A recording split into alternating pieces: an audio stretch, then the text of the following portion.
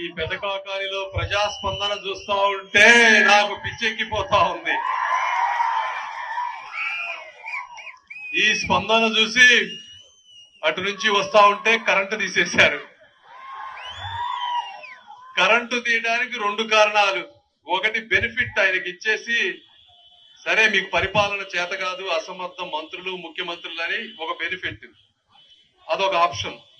లేదు మీరేమో వేరేదేంటి భయపడి తీయటం, మీరేమో మీ జగన్మోహన్ రెడ్డి గారిని పులి సింహం అంటారు. మరి కరెంటు తీసే పిచ్చి పని ఏంటంటే అది ఎవడన్నా తీస్తాడా? ఇది పరిస్థితి. కాబట్టి మీరు చేసే పనులకి మాట్లాడేదానికి మ్యాచ్ అవ్వాలి బ్రదర్, మ్యాచ్ అవ్వట్లేదు. ఓకే, ఒకటే గుర్తుపెట్టుకోండి, మీరు కరెంటు తీస్తే ప్రజల గుండెల్లో నుంచి వచ్చేటువంటి విప్లవ శబ్దంలో, విప్లవ కాంతిలో పాదయాత్ర గాని ప్రజాయాత్ర గాని చేస్తాం తప్పించి పారిపోం బ్రదర్, తెలుసుకోండి మీరు. ఇంకొకటి, మొన్న చెప్పారంట ఇక్కడికి వచ్చి, చంద్రశేఖర్ దగ్గర డబ్బులు బాగా ఉన్నాయి, 5,000 10,000 ఇస్తే తీసుకొని ఓటేయండి, ఓటు మాకేయండి, డబ్బులు తీసుకోండి అన్నారంట. ఏమయ్యా మీలాగా నేను మట్టి తవ్వానా, మందమ్మానా, మైన్స్ తవ్వానా అని అడుగుతున్నా. నేను ప్రపంచంలో అందరికీ కష్టపడి జ్ఞానాన్ని సంపాదించి, జ్ఞానాన్ని పంచి, 10 రూపాయలు సంపాదించి 4 రూపాయలు ట్యాక్స్ కట్టి ఈ రోజు నా ప్రాంతానికి సేవ చేయడానికి వచ్చాను తప్పించి, మీలాగా రాష్ట్రం నలుమూలలలో మట్టి, gravel, granite, quartz, silica, bauxite, ఇసుక అమ్ముకున్న వాడిని కాదు అని నేను తెలుసుకోవాలి. నా డబ్బుకుండే పవర్ నీ డబ్బుకుండదు బ్రదర్. ఇది నీతి నిజాయితీతో సంపాదించిన డబ్బు. కాబట్టి డబ్బు జోలికి వద్దు, ప్రజా సమస్యల గురించి మాట్లాడదాం.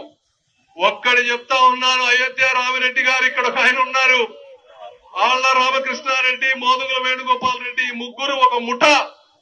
ఈ ముఠ ఏంటంటే, ఈ ముఠ 2000 తెలుగుదేశం పార్టీ అధికారంలో ఉన్నప్పుడు, చంద్రబాబు నాయుడు గారు అధికారంలో ఉన్నప్పుడు అన్ని వర్గాల వారికి, ఒక బిజినెస్ నాలెడ్జ్ ఉన్న వాళ్ళకి మంచి ప్రాజెక్టులు ఇచ్చి పేదవారికి ఉద్యోగాలు కల్పించాలనేటువంటి ఒక సదుద్దేశంతో ఆయనకి ఒక ఫార్మా ఇండస్ట్రీ, వేస్ట్ మేనేజ్మెంట్ ఇస్తే దానితో 1,000 కోట్ల రూపాయలు సంపాదించి, అందులో కూడా ప్రభుత్వానికి తెలియకుండా అవినీతి చేసి, మళ్లీ వైఎస్ రాజశేఖర రెడ్డి గారు వచ్చిన తర్వాత చంద్రబాబు నాయుడు గారు ఇచ్చిన జీవోలను మార్చి, అందులో ఉన్న స్థలాలను కాజేసి 2,000 కోట్ల రూపాయల పైన సంపాదించి ఈ రోజు ఇక్కడికి వచ్చి ఒక వికృత రాజకీయం చేస్తా ఉన్నారు. ఏం చేస్తా ఉన్నారయ్యా? లోకేష్ గారిని ఓడిస్తారంట, 100 కోట్లు ఖర్చు పెడతారంట.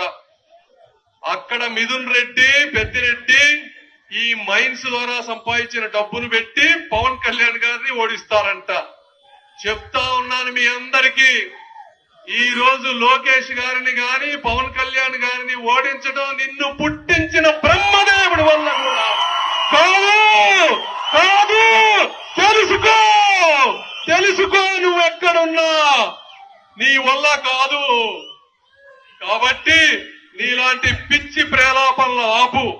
రెండోది చెప్తా ఉన్నా, మా జయదేవ్ గారిని 40 సంవత్సరాల ఇండస్ట్రీ ఉంటే మీరు ఇబ్బంది పెట్టి ఆయన ఈ రాష్ట్రం నుంచి, రాజకీయాల నుంచి వెళ్లిపోయే విధంగా చేశారు. నరేంద్ర గారిని 40 సంవత్సరాల క్రితం ఈ ప్రాంతంలో పేదవాళ్లు, రైతులు బాగుపడాలని ఒక డైరీ పెట్టి దాన్ని కంటికి రెప్పలా కాపాడుతూ నిరంతరం అభివృద్ధి చేస్తే, ఎవడో ఎక్కడో అమూల్ అంట, నువ్వు తాగే అమూల్ని తీసుకొచ్చి డైరీ లాక్కోవాలని చూస్తావా? అంటే మేమేం చేయాలి? నీకొక్కడికే తెలుసా రాజకీయం అని అడుగుతా ఉన్నా. మాకు తెలియదా రాజకీయం? మాకు తెలియదా రౌడీయిజం? అంటే మేము గాంధీగిరి చేయాలనా? అడుగుతా ఉన్నా. నీకు ఆట మాత్రమే తెలుసు, నాకు వేట తెలుసు బ్రదర్. వేటాడటం మొదలు పెడితే నువ్వు తట్టుకోలేవు. కాబట్టి అర్థం చేసుకోండి. ఏదో వింటున్నాం కదా మీ ఇష్టం వచ్చినట్టు చేస్తాము అంటే కూర్చొని ఉండటానికి ఇక్కడ ఎవ్వరు కూడా చెవులో పువ్వులు పెట్టుకోలేరు. కాబట్టి ఎలక్షన్స్ వస్తున్నాయి, మీరు పద్ధతిగా ఉండండి. పద్ధతిగా ఉండకపోతే నేను వచ్చేటప్పుడు చూసా 4 అంతస్తుల భవనం కట్టారు ఆయన ఒక చిన్న ప్రాంతంలో. ఇక్కడ ఎవ్వరు భవనాలు కట్టినా ఏదో ఒక డీవియేషన్లు ఉంటాయి. అది చూస్తే చుట్టుపక్కల ప్లేస్ లేదు అంటే డీవియేషన్ ఉన్నట్టే. అవి కూడా ఒక్కటే గుర్తుపెట్టుకోండి, పేదవారికి ఈ రోజున పనులు లేవు, బుల్డోజర్లు తీసుకొచ్చి పనులు కల్పిస్తాం మీరు సరిగా ఉండకపోతే అని తెలుసుకుంటూ ప్రతి ఒక్కరికి చెప్తా ఉన్నా. ఇదే కాదు, ఇక సమస్యల్లోకి వద్దాం. ఎందుకు చెప్తున్నానంటే మీ ఇష్టం వచ్చినట్టు చేస్తే ఊరుకోనని చెప్పడానికి ఇదే చెప్తా ఉన్నా.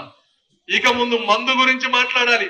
ఈయన పరిపాలన చేయవయా అంటే జగన్మోహన్ రెడ్డి గారికి 150 సీట్లు ఇచ్చి పరిపాలన చేయమంటే ఆయన ఏం చేశాడయ్యా అంటే కోటి విద్యల కోర్తర కొరకే మందులోనే మానవ సేవ, అన్ని దానములలో కల్లా గొప్ప దానం మందు దానం అనే విధంగా మందు మొత్తాన్ని దోచి 70% కమిషన్స్ తీసుకొని అదే విధంగా ఇసుకలో దందా చేసి గంజాయి ద్వారా డబ్బు సంపాదించి ఈ విధంగా నీచ రాజకీయాలకు పాటుపడతా ఉన్నారు. ఇసుక ధరని ఒక బంగారం ధరతో సమానం చేసి లక్షల మంది భవన నిర్మాణ కార్మికులు పొట్టగొట్టిన మాట వాస్తవం కాదా అని అడుగుతా ఉన్నా. ఇంతకు ముందు తెలుగుదేశం పార్టీ ఉన్నప్పుడు ఇసుక ఎట్లా ఇచ్చాం, అక్కడక్కడ అవినీతి జరుగుతా ఉంది అంటే ఆ రోజు దాన్ని పూర్తిగా ఫ్రీ చేశాం. అవునా కాదా? మరి ఈ రోజు ఇసుకని మొత్తం ఒక మాఫియా లాగా చేసి కార్పొరేట్ సంస్థకు తీసుకువెళ్లి మీరు ఆ విధంగా కాజేస్తా ఉన్నారు.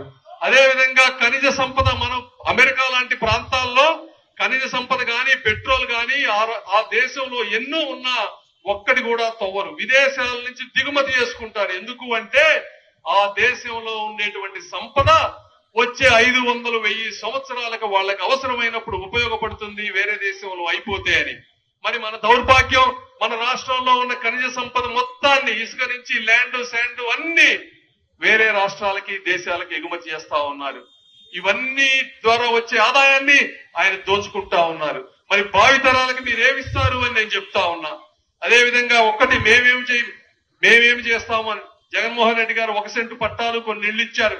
అర్బన్ లో తెలుగుదేశం పార్టీ ఇక్కడ పేదరికం లేకుండా ఉండే విధంగా టిట్కో ఇళ్లు సెంట్రల్ గవర్నమెంట్ తో కలిపి తప్పనిసరిగా ఇళ్లు కట్టించి ఇస్తాం మేము. ఆయన తెలుగుదేశం పార్టీ అప్పుడు కట్టినటువంటి టిట్కో ఇళ్లను అన్నిటినీ కూడా పిచ్చి మొక్కలకు వదిలేసి ఆ ఒక వ్యక్తికి కీర్తి రాకూడదని ఒకే ఒక ఉద్దేశంతో వాటిని పాడుపెట్టారు. మేము వచ్చిన వెంటనే టిట్కో ఇళ్లు మళ్ళీ మొదలు పెడతాం.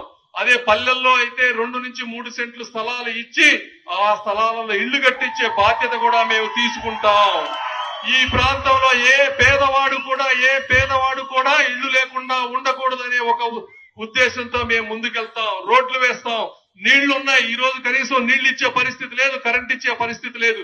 ఇలాంటి మౌలిక సదుపాయాలు మొత్తం కూడా మేము పూర్తి చేస్తామని మీ అందరికీ మనస్ఫూర్తిగా తెలియజేసుకుంటా ఉన్నా. ఆఖరిగా ల్యాండ్ రేట్స్ చూస్తే రోజు రోజుకి పడిపోతా ఉన్నాయి. కరెంటు బిల్లులు చూస్తే రోజు రోజుకి పెరిగిపోతా ఉన్నాయి. మరి నిత్యావసర వస్తువుల ధరలు చూస్తే రోజు రోజుకి పైకి పెరిగిపోతా ఉన్నాయి. ఇవన్నిటినీ కంట్రోల్ చేయాలంటే కావాల్సిన ప్రభుత్వం తెలుగుదేశం పార్టీ ప్రభుత్వం, జనసేన, బీజేపీ, ఎన్డీఏ కూటమితో కూడినటువంటి ప్రభుత్వం మనకు కావాలి. ఆఖరిగా నరేంద్ర గారి గురించి మీకు ఒక్కటే చెప్తున్నా. ప్రతి వీధి, ప్రతి వ్యక్తి, ప్రతి సమస్య ఈ పొన్నూరులో తెలిసిన ఏకైక వ్యక్తి ధూళిపాళ్ల నరేంద్ర కుమార్. ఆ డైరీని లాక్కోవాలంటే ఒక పులిలా పోరాడినటువంటి వ్యక్తి ధూళిపాళ్ల నరేంద్ర కుమార్ గారు. అసెంబ్లీలో ఒక సబ్జెక్ట్ తీసుకొని ధారాళంగా అందరికీ అర్థమయ్యేటట్టు సమస్యని చెప్పటంలో ఉన్న ఒకరు ఇద్దరు రాష్ట్రంలో ఎవరన్నా ఉన్నారంటే అది ధూళిపాళ్ల నరేంద్ర కుమార్ గారు. ఇలాంటి వ్యక్తిని, అదే విధంగా నన్ను తీసుకోండి. నా జీవితం ఒక తెరిచిన పుస్తకం. నేను నరసరావుపేట ప్రాంతంలో పెరిగా. మీకెవరన్నా బంధువులుంటే ఒక్కసారి ఫోన్ చేసి కనుక్కోండి ఇతను ఎలాంటి వ్యక్తి, ఎక్కడి నుంచి వచ్చాడు అని. మున్సిపల్ హై స్కూల్కి వెళ్తే చెప్తారు ఇక్కడ చదివాడు అని. ఆ వీధుల్లో క్రికెట్ ఆడుకుంటూ ఇక్కడ గుంటూరులో ఇంటర్మీడియట్ చదువుకొని ఉస్మానియాలో మెడిసిన్ చేసి మంచి ర్యాంకు తెచ్చుకొని అమెరికా వెళ్లి అమెరికాలో తెలుగు వాడి కీర్తిని ప్రకాశింపజేయటంలో నేను ఒక చిన్న పాత్ర పోషించాను. అని నేను గర్వంగా చెప్పగలను. అన్ని నాకు దేవుడు సర్వసుఖాలు ఇచ్చాడు. ఇవి చాలు. డబ్బు మీద ఆశ లేదు, కీర్తికాంక్ష లేదు, స్వార్థం లేదు. ఏదో ఒకటి నన్ను చదివించిన ఈ ప్రాంతంలో ఉన్న ప్రజలు అల్లాడుతా ఉంటే ఏదో ఒకటి చేయాలని ఒక ఆశయంతో వచ్చిన వ్యక్తిని నేను. శక్తి ఉంది, సామర్థ్యం ఉంది.